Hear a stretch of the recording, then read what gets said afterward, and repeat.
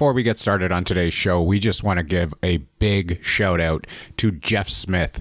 He is the original composer of our intro music to our podcast, and he went above and beyond and actually tweaked our intro music just a little bit, and we are really digging this new intro music. So a big thank you and a big shout out to Jeff Smith, who we've had on the show before. Go check out our episodes featuring Jeff Smith and his music. Very talented individual, very talented family, all musically inclined. Go and check them out on YouTube and on their social media channels. We'll have them posted in our show notes. Without further ado, let's get right into the episode. Welcome to another edition of Pod Jerky. I am your host, Tom, and on today's episode, we are going to continue one of the themes that we had started with our Canada misconceptions, and we are going to do American misconceptions. And today we are joined by Sarah from Blackbird and Advocacy podcast and Trish the Dish from Gen X Voice. Welcome. Thank you. Good to be here. Yeah, always excited to be on Pod Jerky. Yeah. It's the best. So our original episode, we started off with Canadian misconceptions, and we wanted to do one from different countries, and we wanted to do an American one, and I'm also going to be recording another one from the UK, and I want to do one from India with one of my buddies as well. So I did a little bit of research for myself just to see what kind of misconceptions there are outside of the US. As everyone knows, I am not from the US, I am from Canada. So there are a little bit of misconceptions that we have here about you guys.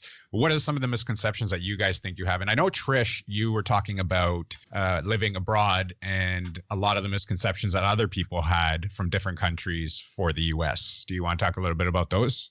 Yeah. Do you want me to start with that or go straight into the state of Arizona? Because that in itself has its own preconceived notions and misconceptions. Let's go Arizona first. Okay, because that's where it was really funny. So when I lived in the south of France and in London, people would be like, "Oh, so you all have horses?" Not realizing that Phoenix is the fifth largest city in the continental U.S. and there's freeways. I mean, it's basically a little LA. There's freeways and golf courses and, high rises and, lots and lots of concrete and blacktop. Now, people do have horses. Horses. Yeah, because this is where the Westerns used to be filmed. Right. But it was actually more in southern Arizona. But at the time, I was actually living in Flagstaff, Arizona, which wasn't even the desert. It's like a snow-capped, mountaintop town that's like 7,000 feet up in the air. And then the other thing was that we all had guns, which, also coming from Arizona, there's a lot of, because we just turned purple. I mean, there's a lot of liberals, especially in Flagstaff and Tucson, that are pacifists, environmentally conscious and just don't have guns. But there's also a lot of hunters. But it's just so funny that those were the two things. See, yeah. I had that on my list as well for the gun thing. And it's kind of a misconception that the rest of the world has on the U.S. because I believe it's your Second Amendment. You have the right to bear arms. Correct. And that's why everybody thinks that you're allowed to carry a gun or everyone has a gun. Mm-hmm. I think it's just the right to bear arms, like it's a bear and you can hold bear arms or just having bear arms. Of course you would think that about bears being from Canada. That's right. Yeah, that's right. Yeah, but that is actually a misconception that everybody has, that mm-hmm. all Americans have guns. And here in Canada, we have no law stating that we can carry. I mean, there are licenses that you can get to carry a gun. You can do an open carry. You can get these licenses, but there's nothing in our Constitution that will say that you can hold a gun or carry a gun. Mm-hmm. Right. And I mean, honestly, in all of the years that I've lived in Arizona, 6 years in Tucson, 6 in Flagstaff, 5 in Phoenix, I've met 2 people that had guns. So it's just not that common. Right. At least not in Arizona. Although I've walked into restaurants where some guy was decked out in spurs, cowboy boots, cowboy hat, and holsters with guns on his hips. And my friends were visiting from Illinois and they were like, "Oh my God, this is so crazy. It's happening." But we were way outside of the city, like way in a small town. You wouldn't even call it. Did he have a horse outside? I don't think so. That's the thing. He probably jumped out of like a VW Bug or something. No, I'm just kidding. Amazing. What about New York? I hear that there is a lot of gun carriers there in New York. So it depends where you are in New York. Obviously we have very different areas in New York. So Long Island, where I live, is completely different than the city, which is completely different from upstate New York. So upstate New York, and especially the further upstate you go, the more rural you're going to get, the closer to Canada you're going to get. There are a lot of gun toters up there. And it's a lot because of hunting. Most New Yorkers are not carrying because of, the right to bear arms, because they're protecting themselves against, a dangerous person or something like that. A lot of people just have guns here because they're hunters. Duck hunting is huge here. If you ever come to New York, you have to eat Long Island duck. It is absolutely superb. I know, Trish, you are vegan, so you will not eat the duck. I've had duck, and I wasn't really impressed with it when I lived in France. So it's but they're so delicious. cute sitting on the pond. Yeah, and they're my spirit animals. So yeah, I didn't feel actually. But we have hunters in Arizona too. Like elk is a big thing that's hunted here. Yeah. Yeah, we're huge with ducks here in general. The duck is like our thing, especially on Long Island. So I think the misconception with guns is obviously the city has cleaned up its crime a lot, but so many people still see the city as just like this crime-ridden, like everyone just running around with guns, just like shooting and robbing people all the time. Yeah, escape from New York. Yeah. Which is not at all what New York City is. I mean, I've walked around there well late at night, well early in the morning by myself, and have felt completely safe. So that's definitely a misconception we have when it comes to weapons here. Well, I think you have to look at either the news, because they only report on bad stories. They don't want any of the good news stories because it doesn't draw ratings. And you have to look at movies, because movies are going to show the way New York is, or, the bigger cities are with their crime, because it's going to draw an audience. It's going to draw people to watch the movie. That's where people get their misconceptions from, I think. Right. You're absolutely 100%. You're absolutely and right. The Simpsons. Like I remember, it's a true story. I had some friends who were from Alberta actually that moved to Tucson, and one night we were all hanging out, and they were like, they've known me and my partner at the time for a while, and they were like, you guys are just not at all what we thought Americans would be like. And I was like, well, what do you mean exactly? And they were like, well, we hate to say it, but we kind of thought y'all were like the Simpsons. And I'm like, don't you realize that that's a satire? Like, that's an American taking this certain aspect of America and making fun of it. Like, that's what we all love it. We love South Park. We love The Simpsons, Married with Children. We love all of these sort of satirical looks, Roseanne, on these sort of like typical families, because they're not everybody. It's not typical. It's very atypical. Yeah, absolutely. Well, maybe Roseanne's not a good example, but I love Roseanne. But regardless. that's what I was saying. Like, we from outside of the U.S. will look at that and say, like, that's what Americans must be like, because that's. But why would we make a cartoon that makes fun of us if that was really how everyone was? Like, it's obviously a niche thing that we're just like that. Those people are King of the Hill. I don't know if that's that really showed Texans as this like country bumpkin. Well, hello, Dallas and Fort Worth, huge cities. Austin, woke city. I mean, very, very progressive city. Texas is huge. So you've got probably a lot of yahoos sitting around, with their lawn chairs drinking beer. I mean, my grandpa did that, but it's not everybody. Right. Exactly. And that's why it's a misconception. Right. 100%. I have to say one major misconception about New York, especially when I travel even outside of the state, regardless if I'm outside of the country or just outside of the state, people assume, if they're not from the tri-state area, they assume that I'm from the city. Whenever I say I'm from New York, they just assume the city. I don't think people realize that we have other parts to our state, again, because we are so different. So everyone assumes there are 5 boroughs, right? There are 5 boroughs. You are correct. Yeah. 2 of which are on Long Island. Wow. Yeah. So they either think that I'm from the city and I'm super rich, or I live out east where like wine country is and I'm just among the cows. That's what people have said to me before. You either have cows or you live in, you know, a brownstone and you have millions of dollars, and that's it. Those are the only two things that people think of when they think of New York. Wow. I think something different of New York people. Oh. You're all in the mob. Oh. Yeah. Yes. Mm-hmm. Yeah. We're all Italian and we are all in the mob. You're absolutely right. Yep. Yeah. Well, see, when I lived in New York City, I moved there via Paris and London. And to me, it was the country between the United States and Europe. And in the city itself, I met people from all over the world. I mean, it's such an international city. So, of course, this whole idea that it's mafia, that because those are the films we were talking about, the films, Correct. you know, like those are the movies that were really driving, you know, what New York City was like. But at the end of the day, like people are just trying to have a better life and be super respectful to each other. And you know, like I was talking with one of my guests on my podcast that talks about New York City, actually, because we both lived there during 9/11. I was like, it's not that New Yorkers are mean or cold. It's that they don't have time to sit there and chat with you. You know, just ask them, hey, do you know where this building is? Don't be like, hey, how are you? Excuse me. Because yeah, it's going to be frustrating. They have a train to catch. They have jobs to do. You know what I mean? I'm from Canada. That's what we do. You do that? You go up and say, hey, how are you?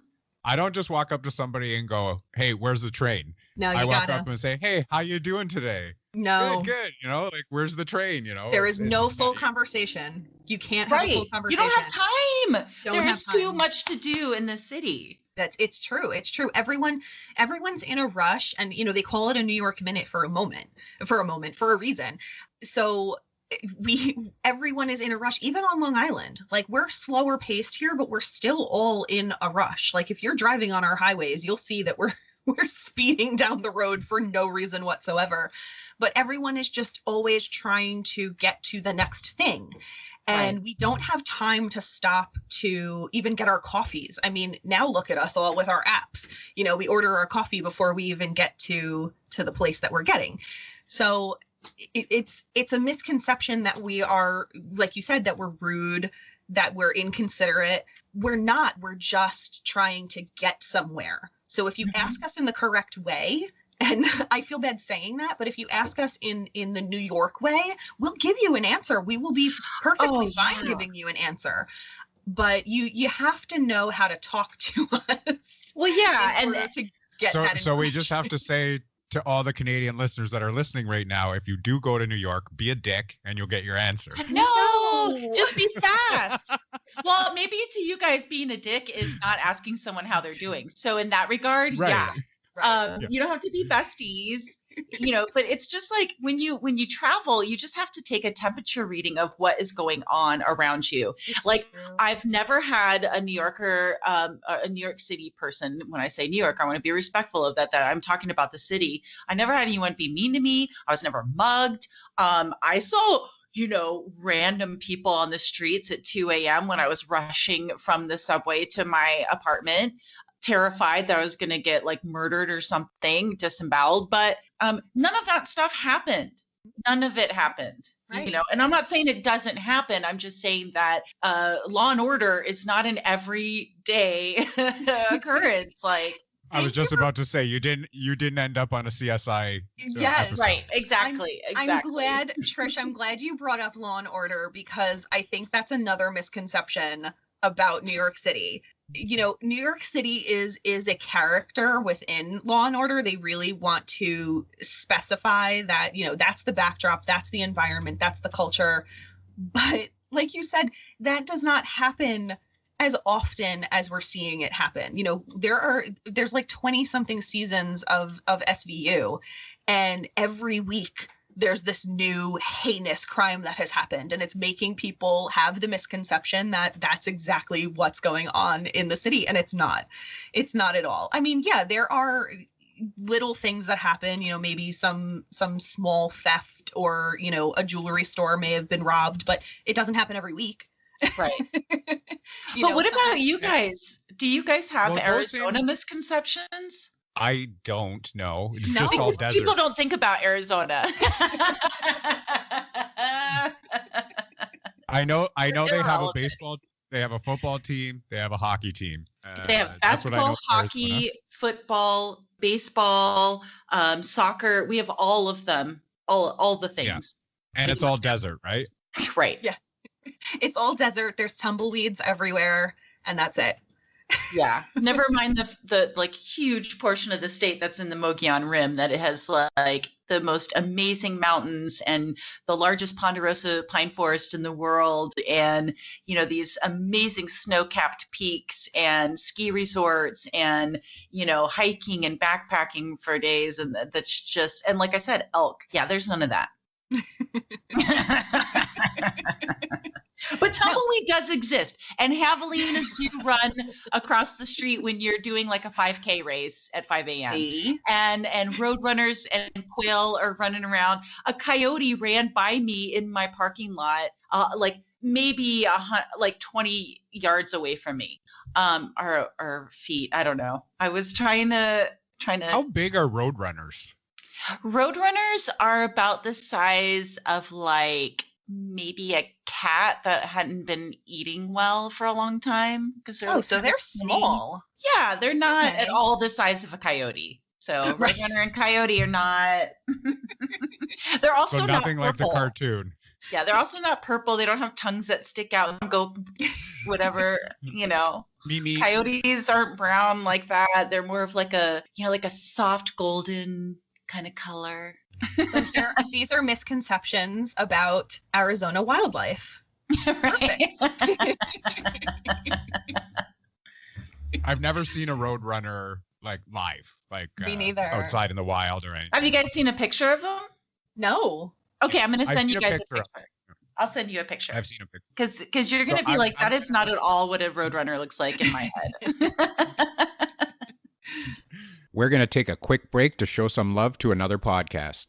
Every 73 seconds, someone is sexually assaulted in the United States. We are here to tell you you are not alone. Blackbird, an advocacy podcast, tells the stories of victims and survivors of true crime with a focus on the support these survivors need. We provide information for those who have endured trauma and for those who love someone who has.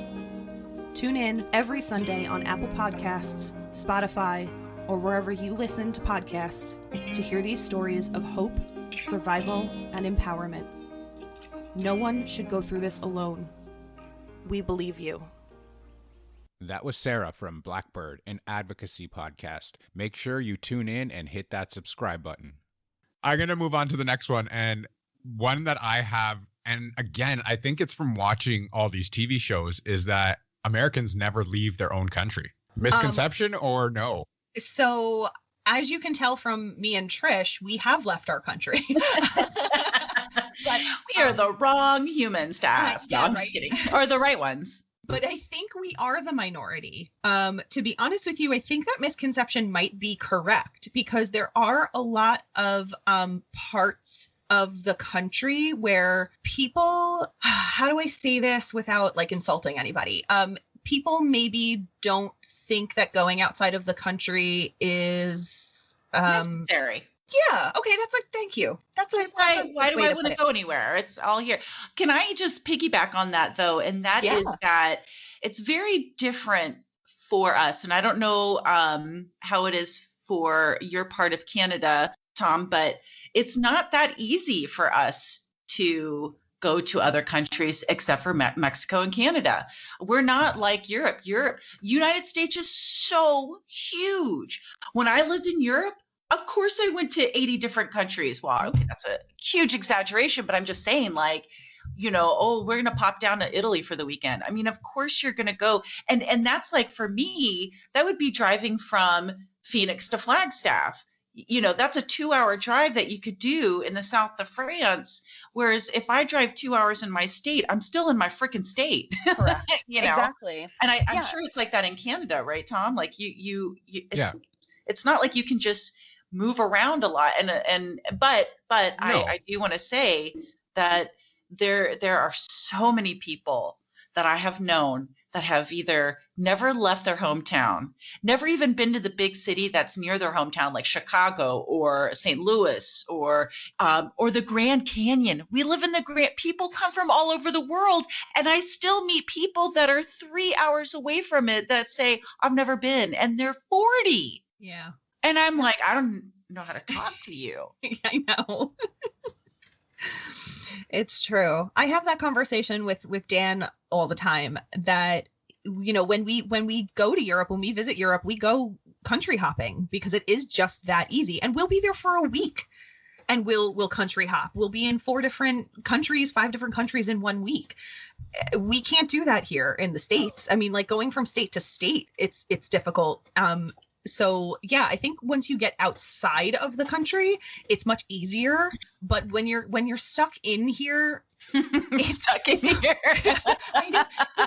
I love your verbiage. It's almost like we're landlocked. Yeah. We're not, Well, see, clearly, but like And it's not with cheap us- to leave. It's not cheap not to leave cheap. and It's come back. not. It's Mm-mm. not cheap, but with us, what I find is if I'm going on vacation, I'm not going anywhere in Canada to go on vacation. I live in Canada. I want to go outside. So I've been to St. Lucia, I've been to Cuba, I've been to Dominican, and I've been all Wow. over Europe. So we want to take vacations over there. Do you find like the people in the United States want to just travel from state to state instead of Yes. leaving and going to like those hot destinations or Right. anywhere in Europe, right? Is that For is sure. that something that you Yeah, find? and I'll of? say this: Yeah. we have, and I don't know if it was Roosevelt or whoever really created the national park system and the interstates and the whole like suburban sprawl that is the United States. But there was a big push from the 60s on, I feel like, to take road trips in the great United States of America and see all of these. I'm looking at a national parks scratch off poster that my aunt gave me for Christmas, for example. I mean, that's like a goal, right? Is to hit all of the national parks in the United States. Like, I don't know many countries where it's like, I'm going to see every single city in my country, you know, like Right. that's Yeah. a weird American thing. And it was like, drive your big cars, do these roadside attractions. You know, McDonald's became really big because that was that ability to eat on the road, but I don't know. We actually in the state of New York just completed a trail that goes all the way from, I believe it starts in Westchester, which is just north of the city, all the way up to Canada. So it's a hiking and biking trail, and there are campsites. I know, Trish, your face. I know, I'm so it's excited. amazing. My eyes lit up. Yeah. So I forget how many miles it is, but it's quite long. You know, if you see a map of upstate New York, it's huge. So they had little trails every few counties, but they decided to actually intertwine them all so that we as New Yorkers and people who want to come visit New York can actually travel through the complete upstate New York and go basically from the city almost all the way up to Niagara Falls. So now you can take a however long trip, stop at some campsites on the way, and make your way up this trail. So I think, And then you hit a fence at the end when it hits Canada. There's a fence there, and you have to dig Exactly. underneath it. exactly. Get me out of here. Get me out of this crazy country.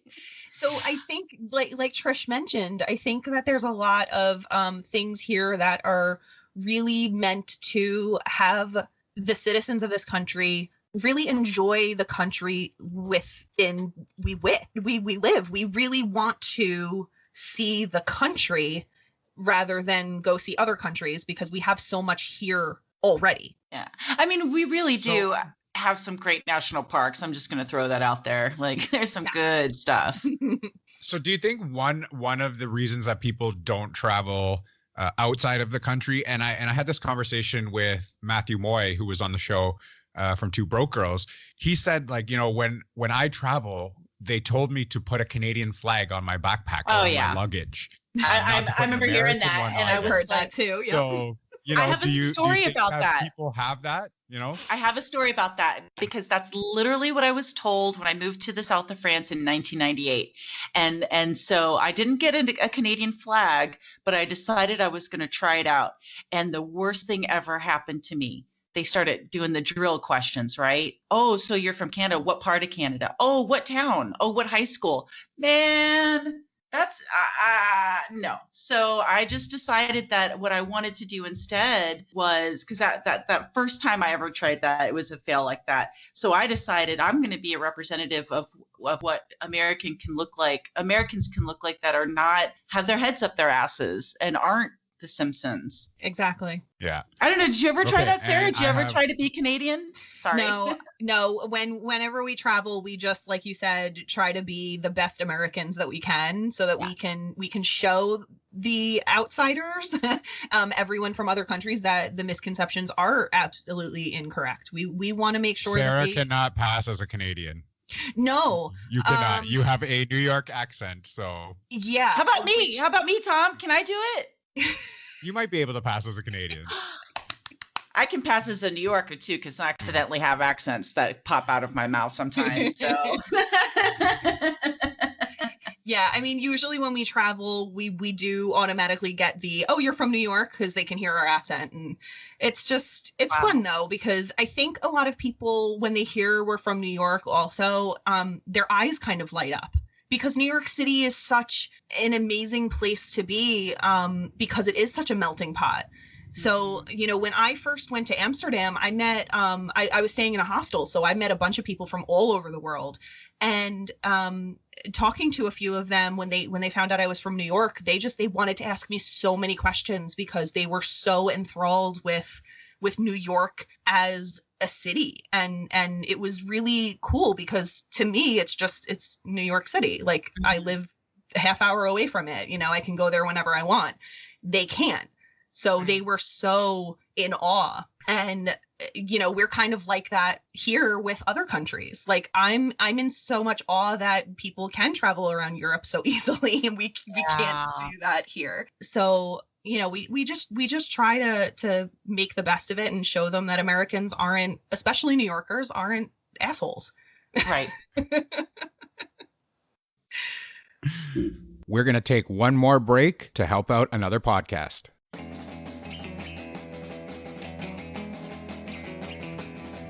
What is Gen X? What is the silent generation? What do generations have in common? Hi, I'm Trish the Dish from the Gen X Voice podcast, and I invite you to listen to conversations I have with folks from different generations, backgrounds, beliefs, and experiences in an attempt to see what connects rather than divides us.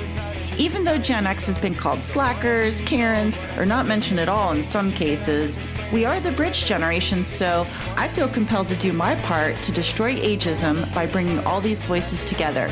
And, as a bonus, each guest gets to answer some 80s questions at the end of each show. So download and listen to Gen X Voice today on Apple, Spotify, Amazon, or wherever you listen to podcasts, and let's see how much we have in common after all.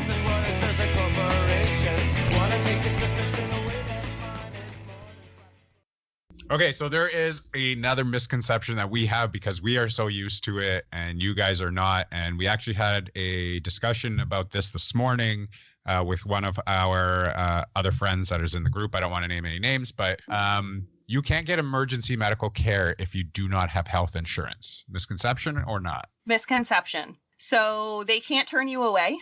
You will receive emergency medical care.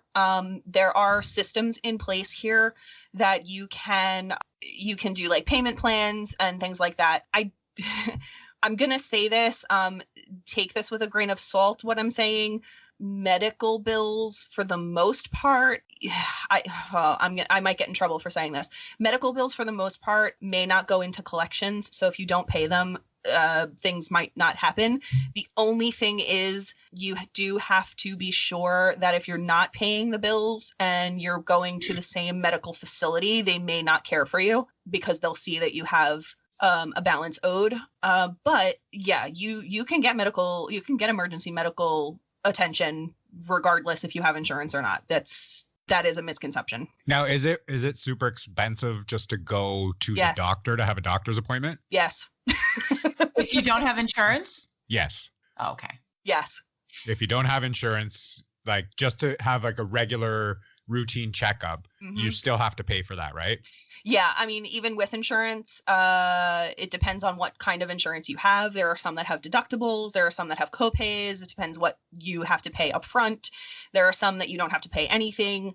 So even with insurance, it can still be expensive to even just get a regular, I have a cough and I just want to make sure that I don't have strep throat kind of appointment. It's really, it's kind of ridiculous. There is I forget what state he's in now, but there is a doctor who created a clinic where he doesn't take insurance and he only charges his patients, I think it's like $20 a visit, because it's a low income area. And he wants to make sure that people in impoverished areas can still get healthcare without having insurance. So yeah, he only charges like $20 and they can go in to see him for like most things. It's a family care center. So wow. Now, there are places like that. What was the big thing about being against like a universal healthcare? What was the big thing against doing that?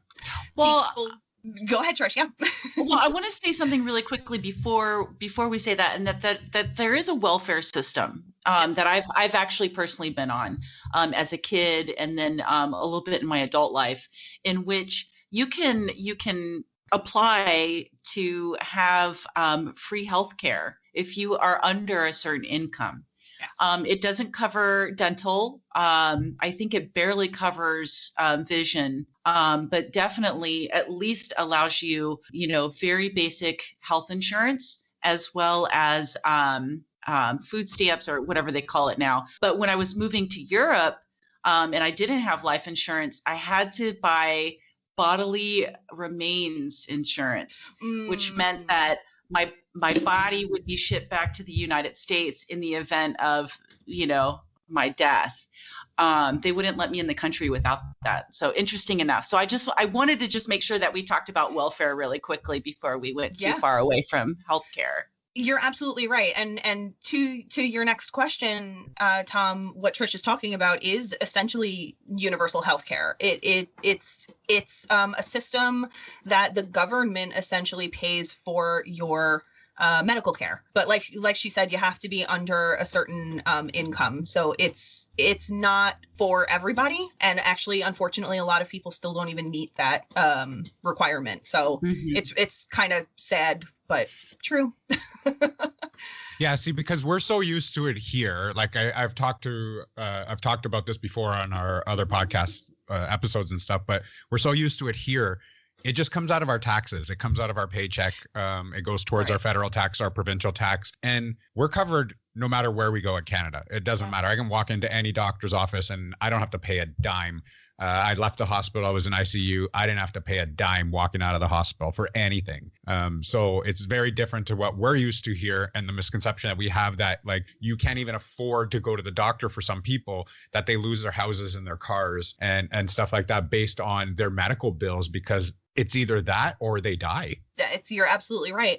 And I think you were asking what the issue is with universal healthcare here, like why people are so against it. And it's exactly that reason, that it would be taken out of their taxes. And a lot of people don't believe that they should be working for other people's healthcare.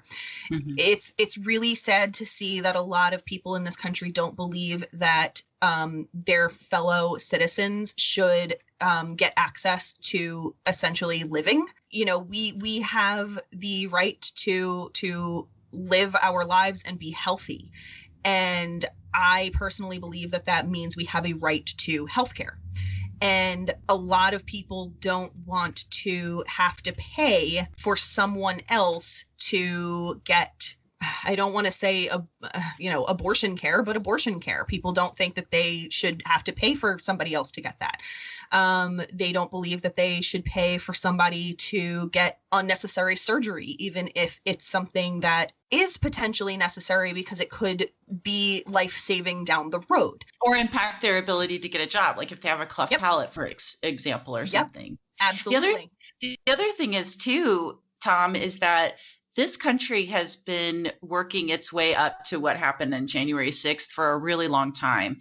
And a lot of that is this creation of, the bootstrap theory and this whole idea that it's your fault if you fail. You are the one. That's a huge thing that I don't know that other people realize, that that's what's happening in our country right now, is this sort of chasm between people like Sarah and I, who really believe in universal health care and believe in taking care of our brothers and sisters in our country. That's what being an American's about. But we're up against this very old school and very ingrained in all generations of, listen, I fought to get to where I am now, and you're not taking my money away from me. And this is a country where you can go from pennies to millions, and you're not going to take my money away from me. And why should I give you anything when I did all this stuff to get to where I am? Ignoring the fact that it might have had something to do with your skin color, your gender, and your social, economical, just platform in general. Sorry, this is a bit of the soapbox I have. No, you are absolutely Why right. should you do it though? Because we're kind human beings. That's it. Why should you do it? Here's the baseline logic of why you should take care of your brothers and sisters. Because at the end of the day, a sick society is a weak society. So let's just go there. Okay, the amount of people that need health care, if they don't have access to it, we are going to have an issue on our hands. We're going to have pandemics. We're going to have deteriorating neighborhoods. We're going to have uneducated youth because they're getting pregnant too young. I mean, that was a big deal in our generation, Tom. But like that's why you take care of each other. That's why you make it free. I don't know. Right. I got a lot of passion as your about it. weakest You do, member, and I right? agree with you. Exactly. And it's not that much more. Like, so for our American listeners, Tom, I mean, what is the percentage of your monthly income that is diverted to your universal health care? We don't even notice it, to be honest with you. We get, we have our provincial tax, we have our federal tax, we have our Canadian pension plan tax that comes out. And at the end of the day, I still have money in my bank account that I can still go shopping with and pay my mortgage, and I can do, pretty much whatever I want. But I know going to bed at night, like when I went through, it's going to be in 2 weeks is actually the 2-year anniversary of when I ended up in the ICU. Wow. And I know that I went to bed at night knowing that when something happened and I woke up in the hospital the next day or 2 days later, whenever I remembered waking up from that, I had nothing to worry about. Yeah. The stress that it must put on people's heads when something like that happens. For me to spend 6 days in ICU, I was talking to another podcaster about this on another show. I asked, I think it was actually Adam Bush, how much would this have cost you? And, I think it was $150,000, $200,000, somewhere around that range, just for a 6-day stay. And that's like the cost of a house. Yeah. And that's what you're coming up with, right? So you have that bill and you have that stress on your head thinking about that. And I can go to bed at night knowing that if something like that happened to me again while I was in bed and I woke up in the hospital, I don't have to worry about that. Right. It's already gone out of my check. It's already, because we were ingrained into this system, we were already here. It's always been taken out of our check. We never notice it. Now, I can understand the other point of view from if you went from having nothing taken out of your check right now for it, and then all of a sudden you're having $50 a month taken out of your check, or $50 a week, or whatever your paycheck comes as, getting taken out, that might make a difference now because you didn't notice that before and you weren't spending that money before. So I want to say something about the money being taken out of the paycheck, because I don't work. So I have insurance through my husband and he has insurance through his job. So he pays into part of his insurance. His company pays part of it. He pays part of it. It is a significant portion of his paycheck that comes out for medical insurance, including dental, including vision. What would be the difference between him paying that significant lump for private insurance versus a tiny little lump for universal health care? I think that it's such a ridiculous thing because the majority, so I'm sure you've heard of the Affordable Care Act or Obamacare. Yeah, we'll call it Obamacare because that's what everybody knows it by. And I hate calling it that. Because it was a slight made up by the Republicans, by the way. Exactly. Yep. It's the Affordable Care Act. So that was put in place as sort of a placeholder for a universal healthcare system. It's supposed to be a cheaper way for Americans to be able to get health insurance who are not otherwise insured. Under that, you are supposed to be insured in the United States. You can actually be fined They can't call it a fine. They can call it a tax for not having insurance. So that's why they set this up. There was like this whole whatever. So if you don't have insurance, you're still getting taxed.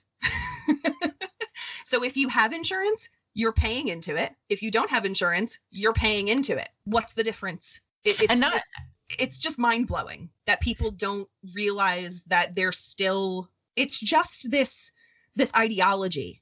It has nothing really to do with the money. It's the ideology behind it that they're trying to put forth as this money thing and this bootstrap thing. And it's really just people wanting to fight a fight. Well, and the other thing is too, so I'm single and I don't have children, but I pay hundreds of dollars of insurance a month. Like, or maybe it's a year, but I mean, I don't, you know me in numbers, Tom. And Sarah, I don't know. You may pay hundreds of dollars a month. That wouldn't be surprising to me. It's a lot. I know it's not $50 a month. I know it's not, unnoticeable, because it's so significant that every year, and I don't know, this is another thing, Tom, every year we have to reapply. We have to reapply for our own insurance that we had all year. And it is so cumbersome and so many options, and you have no idea what you're doing. The next thing I know, my dentist tells me, oh, by the way, this is the last time that I'm going to be doing your teeth because your insurance changed and we no longer carry that insurance anymore. And I was like, what the hell did I do the last time I did my sign up, my enrollment? So I completely lost my dentist, and I haven't been to a dentist since, because I'm like, oh God, this is going to be a thing. Exactly. So now I'm paying for insurance I'm not even using. Right. You're not even seeing a professional who you felt comfortable with, because the insurance situation was so daunting. And there's an enrollment period where if you miss it, you sometimes can't even sign up after that. So then you have to wait for an entire year again to sign up. So then you're without insurance for an entire year. When I didn't have insurance, I didn't have insurance for a few years between when I was on my parents' insurance and when I got married. So I didn't have insurance for, I don't know, like 2 years or something like that. I had to go to the emergency room when I didn't have insurance. And I was just like, I don't care what I have to pay. I'm going to the emergency room. I was in so much pain. I needed to go. They took care of me. I was there for, I don't know, maybe 2 hours. I took a few pain pills. They did the procedure. I saw a physician assistant. First of all, I didn't even see a physician. I saw a physician assistant. I was there for 2 hours, and they gave me 2 pain pills and 1 procedure. That was like the quickest procedure on earth. I get my bill a week later, $4,000. Wow. Yep. And that is so typical. That's so typical. You see, it took me years to pay that. Right. We have the universal healthcare. We have it's not, like I said, it's not free. We pay for it through our taxes. But like I said, we always knew this was coming off our check anyway, so it doesn't really make a difference to us whether it's there or not. I also have private insurance. So through my work and through Amy's work as well, we have our own private insurance. Between the two of us, I mean, we're covered 100% individually, but between the two of us now, our benefits just go up, because now I'm covered under her, she's covered under mine. So, I think I pay $40 a month through my work, or $35 a month through my work, and my medication is free. I don't have to pay for any prescriptions whatsoever. Oh yeah, no. So don't even get me started on the fact that you have to pay for prescriptions on top of everything. $1,000 a year for massages from a registered massage therapist. We can't even get that covered. I have That's woo-woo magic here. You can't do that here. That's woo-woo. You can't do acupuncture, chiropractor, any of that. $1,750 worth of coverage for physiotherapy a year. I have, or my orthotics are covered, 3 pairs a year. That hurts my heart. This is I didn't know this. At $30 or $35 a month that I'm paying, all of this is covered for us. And this is through my work plan. So we have a good benefit plan at our don't work, you know any single guys that want to marry an old broad like me? Come on now. Sarah, no offense, but you're already trapped. You're trapped in a marriage. Huh? No. What? In Canada. Yeah, like to all of our listeners out there in Canada, Trish the Dish, Gen X Voice, hit her up. Hit me up at genxvoice.com or at genxvoice on all my social media. She wants to come to Canada and get the health care. I don't even care what gender, how old, I don't care. Just marry me, please. Get me out of here. I'm actually looking at a beautiful screensaver of the Maroon Bells in Glacier National Park in Canada. I mean, way far away from you, Tom, but man, that is a place I want to be inside of.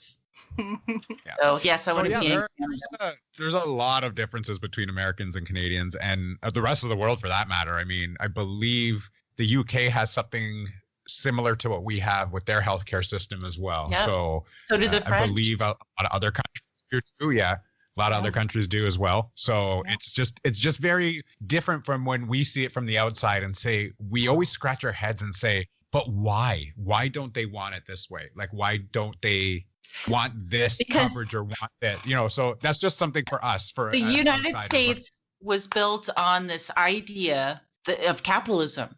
And capitalism is all about where can we make money? Yep. And that is what is the driving drum of this nation. And until we get out of that mentality, and until the generations that really believed that drumming up of like, this is it, don't touch my money kind of mentality, we are going to be trapped in this. Another thing I want to really say really quickly, and I know we've got to wrap up pretty soon, but I wanted to also mention the fact that displaying the flag, patriotism, nationalism is not a thing that I personally feel comfortable with. And I don't know a lot of my friends that are either. You will never see me sit in a podcast with an American flag behind me. However, every other country I know, everyone is proud of that flag. It doesn't symbolize a certain thing. Whereas if there's an American flag flying on someone's house in my neighborhood, I'm nervous. Something about that makes me nervous. Yeah. The American flag has become so divisive because of the ideologies of different political parties. So my dad was a Vietnam vet.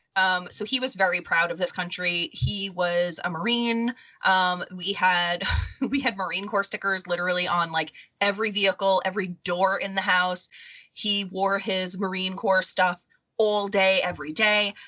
We have an American flag that flies in the backyard as well as the front yard. And that's really just to symbolize and honor my father. If it weren't for my father, I don't think we would fly those. Because unfortunately to me, and I think this is kind of where Trish may have been going, it symbolizes political ideology that we are better than others. And to me, that's not what it means. The American flag to me is supposed to mean we are here to care for our brothers and sisters, like Trish mentioned before. All the stars are on together, and the 13 original colonies are. So it's a beautiful flag, and I just want to make sure I'm on record to say I love our flag. I think that the songs are great, but I will never drum my chest as an American because it's not healthy. It's not okay, and it's embarrassing. It shows our flag is better. Our flag is better. You can just get a leaf blower and blow it away and we're good. That is a really super sweet basic flag. That is, I mean, it is really sweet. But I mean, isn't that true, Tom? I mean, you don't think twice about putting a Canadian flag up behind you. But what do you feel when you see Americans waving their flags? I don't really care. It doesn't bother me because here we do it like during the Olympics. You should see it's crazy down here. If we win the hockey game, we are out on the streets with our flags and our gear, and we're running on the streets. And it's fantastic when the U.S. Loses to Canada in hockey. It's great at the Olympics. And the Blue Jays or the Maple Leafs or whoever it is, people are very patriotic that way. Like they're flying their flags all over. You would hear the cars honking their horns up and down the streets. And even in my own neighborhood, which is a quiet little suburb, is the same way. And that's only during that time. I think there's like one Canadian flag flying on a house in our neighborhood. I think that's it. Yeah. Yeah. Some neighborhoods it's every other flag. And now there's the new Blue Lives Matter flag That's super creepy because my grandpa also was in a war, Sarah. He fought in the Korean War, and he had an American flag in our backyard. Beautiful ceremony for his death where there was like, you know, the military came because he was in the Navy. And they hold the flag. Oh, and presented it to my grandma. I mean, we could not stop crying from the minute they showed up to the minute. Oh my God. I'm getting my mom got it. So it means a lot to me. I love our flag and what it means, but I cannot believe that they've taken our colors and changed it for this Blue Lives Matter movement. It creeps me out because if my grandfather saw that, I feel like he would be so upset that we don't change the colors of the flag. It's kind of sacred. It's right. Exactly. It's very disrespectful to our nation to alter the flag in any way. So exactly. And when I see the Blue Lives Matter flags, I know exactly what kind of person that is that's flying that flag. And I don't want to associate myself with that person. And it's really unfortunate, but it literally is like they're flying a flag to show us who they are. And it's not someone I want to associate with, be near, be in any sort of moment with, because I would fear that they would not help me in particular situations. Right. So it really, you know, these are the people who are always touting democracy, democracy, democracy, and that's not at all what it is anymore. It's power. It's a power struggle, and it's just them trying. Again, it's people looking for a fight and an argument and a protest and a chaotic situation and anarchy. And as you saw on January 6th, that's exactly what it became. Okay, so we are going to wrap this up because I know, Trish, you got another show to go and do recording for or pre-recording for. And I was already on a show this morning. I was on Nick and Russ's show this morning. Oh, nice. Look at awesome. You. Yeah. What a good day. So, Sarah, you want to tell us where everyone can find you? Yeah, sure. So I am Sarah from Blackbird, an Advocacy podcast. You can find us on pretty much every podcast platform and all over social media. Best place to find all of those links is at our Linktree, linktr.ee/Blackbird Advocacy. And Trish, where can everyone find your show? I am on all the social media platforms. You can find Gen X Voice in anywhere you listen to podcasts, or you could just jump into genxvoice.com and find links to all of the social media and podcast platforms. And of course, you can always find Pod Jerky on all of the social media platforms at Pod Jerky. You can find us on all the podcast platforms, Spotify, Apple, iHeartRadio, Google Podcasts, wherever you want to go, you can find us. Thank you very much, ladies, for joining me today. This was Thanks fun. For having us. It was so much fun. I always love talking to you too. You're like so my virtual besties. I just think you guys are the best. It's always just such a good conversation when we're together. I love it. Yeah. We're all on the same page. It's pretty neat. Thanks for telling me how much better Canada is again. Never mind the milk bags. I'll keep reminding you.